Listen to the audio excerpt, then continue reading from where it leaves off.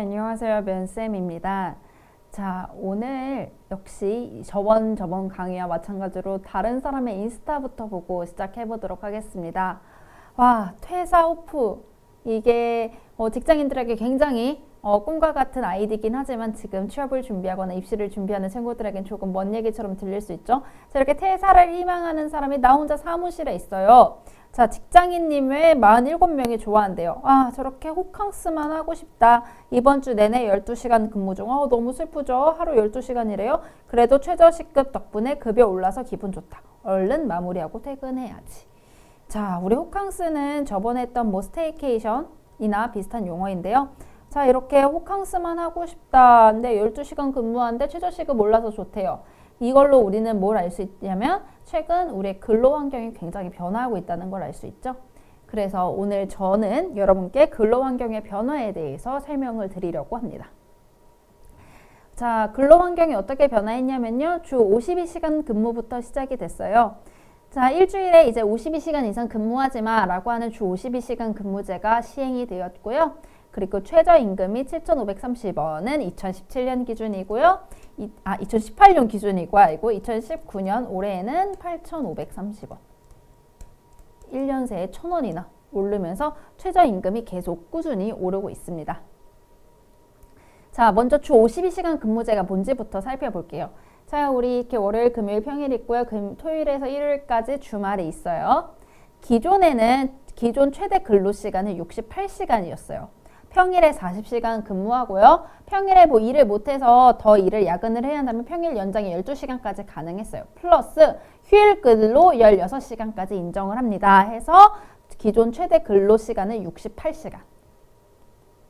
근데 52시간 근무제가 시행이 되면서 주에 40시간 일해야 돼. 연장 근로 12시간까지 허용할게. 하면서 이 휴일 근로 시간이 단체로 날아가게 되는 거죠. 이게 뭐냐면 옛날에는 휴일에서 내가 일을 다 못했어요. 휴일에 나와서 일을 해요. 그럼 휴일에 일해서 고생했어요 하고 이제 휴일 근로수당을 줬다면 이제는 휴일에 나와서 일했어요. 그래? 그러면 주 52시간에 맞춰야 되니까 너 평일에 하루 쉬어. 이런 식의 근로 형태로 바뀌게 되는 거죠. 자, 이렇게 일주일에 52시간 근무를 하지 못하게 하면서 조금 더 근로 환경이 유연하게 편하게 변화하고 있습니다. 그럼 최저임금 인상은 무엇일까요? 이 최저임금이란 나라에서 일단 이 근로자라면 이 정도 급여는 한 시간에 이 정도는 받아야 한다라고 정한 게 최저시급입니다. 최저시급 국가가 정한 임금의 최저 수준이고요. 저임금 근로자를 보호하는 제도죠. 현재 우리 정부에서는 2020년까지 최저시급을 10,000원까지 올리는 것을 목표로 삼고 있습니다. 자, 너무 좋을 것 같아요. 내가 편의점에서 1시간 일하면 10,000원 벌 수 있어요. 근데 이게 문제가 뭐냐면은 고용주가 부담이 올라가게 돼요. 물론 내 급여도 올라가지만 내가 편의점 사장이라면 이 아르바이트를 사용하는 데에 대한 부담이 굉장히 증가하겠죠. 자, 우리 근로환경 변화가 어떻게 발생하는지 같이 볼게요. 자, 제가 있어요. 10시에 출근을 해요. 와, 17시, 5시까지 열심히 일을 합니다. 와, 신나요. 퇴근하는 게 신나 보이죠? 퇴근을 하고 11시에 집에 들어가서 자요. 그럼 그 외 시간에는 뭐 할까요? 네, 바로 돈을 쓰게 되죠. 왜? 급여가 인상이 됐잖아요. 이 오른 급여를 활용해서 이 시간에 돈을 쓰게 되는 거죠. 자, 그럼 볼게요. 우리 그 외 시간에 돈을 써요. 와, 뭐 사람을 만나든 뭘 하든 밥을 먹든 돈을 쓰겠죠. 이러면서 지출이 증가를 해요. 헬스장도 갈 수 있죠. 헬스장 가고 학원을 다닌다든지 맛있는 걸 먹는다든지 지출이 증가하면서 헬스장을 운영하고 학원을 운영하고 레스토랑을 운영하는 사람들의 소득이 증가하게 됩니다. 자, 이 사람들의 소득이 증가해요. 그러면은 소득이 증가하면서 우리 식당에 사람들 많아. 아르바이트 빨리 고용해야 돼 하면서 고용이 막 증가가 돼요. 아르바이트생 고용. 학원 사람이 많아. 강사 고용해야 돼 하면서 고용이 증가하게 되죠. 그럼 이 고용이 증가한 사람들은 또 최저시급이 올랐으니까 돈을 벌어요.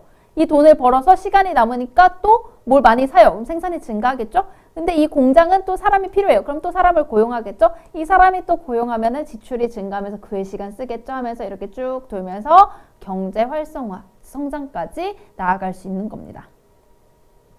이렇게 저소득층의 소비가 그리고 그 외 근로자의 소비가 증가하면서 돈을 쓰면서 우리는 이걸 분수 효과라고 부르게 되고요.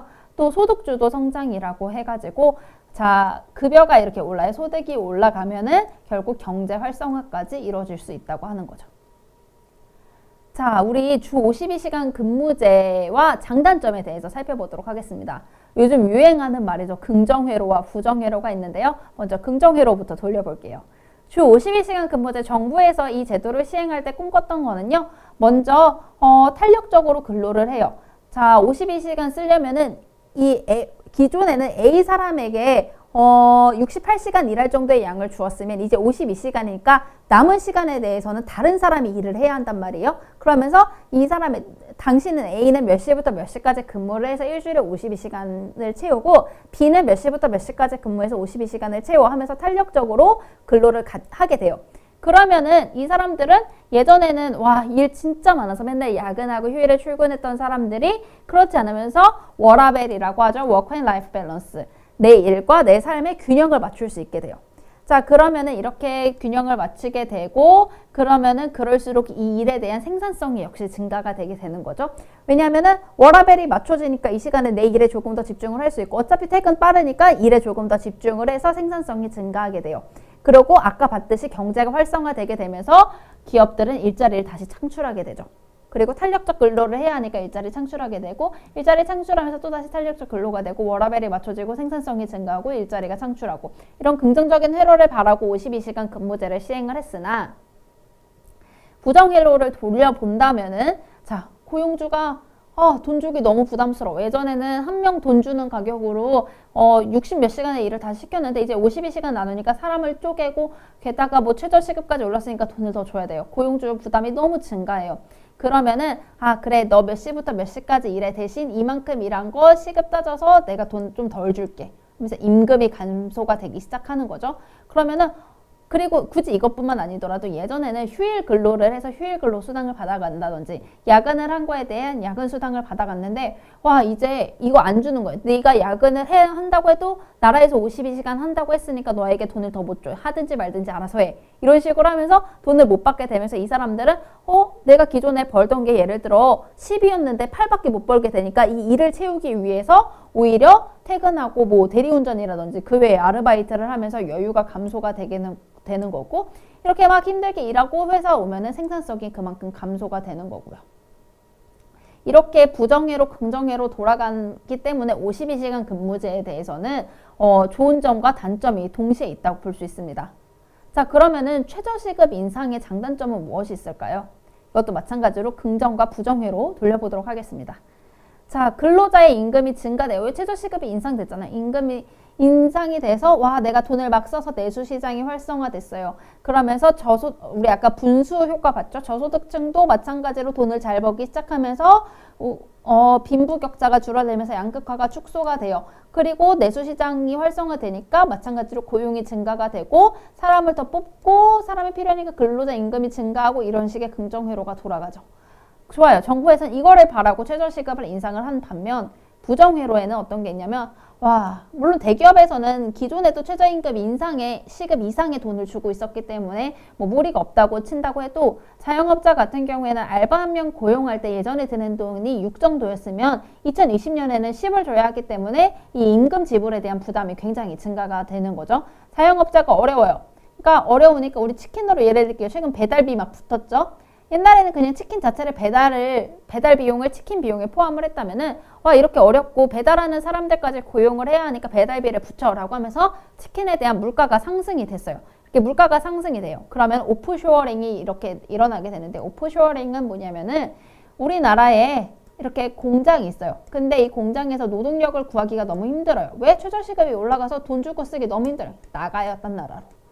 노동력이 싼 다른 나라로 나가서 그 나라에서 사람을 고용을 하는 거죠. 이런 오프쇼어링이 일어나게 될 거고 그러면은 기존에 우리나라 사람들이 고용했던 공장들이 나가버렸으니까 그만큼 일자리가 감소하게 되는 거죠.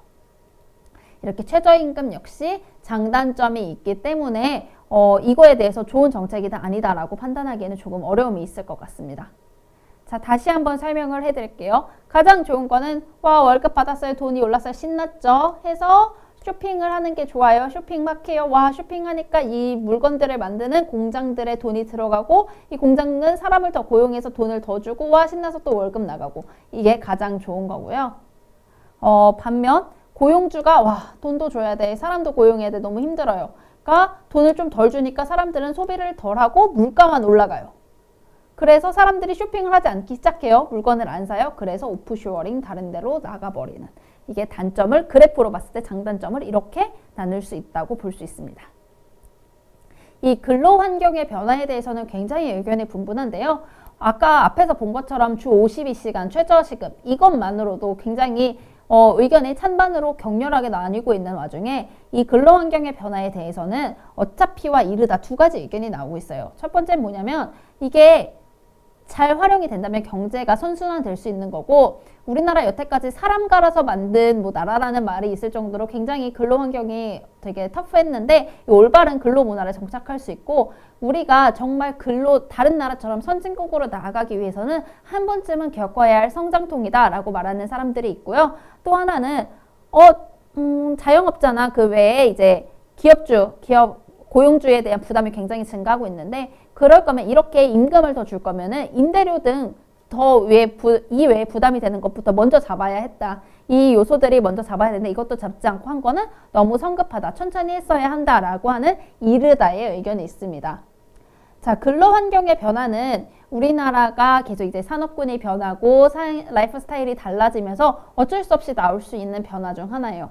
근데 이 변화에 대해서 급격한 변화다 혹은 가야 할 길이다 라고 하면서 의견이 나뉘고 있는데요. 여러분은 어떻게 생각을 하시나요? 어차피 변해야 할 근로 환경에 대해서 속도에 대해서 논의가 많은 지금 이렇게 52시간과 최저시급 인상에 대해서 여러분이 찬반, 장단점을 지금 이 강의 다시 한번 돌려보시면서 보면서 나는 어떻게 했으면 좋겠다. 이거를 어떻게 융화해서 좋은 방향으로 나아갔으면 좋겠다라고 하고 한 번쯤 생각해 보셔도 좋을 것 같습니다. 자, 오늘 모두 수고하셨고요. 다음 강의에서 뵙도록 하겠습니다.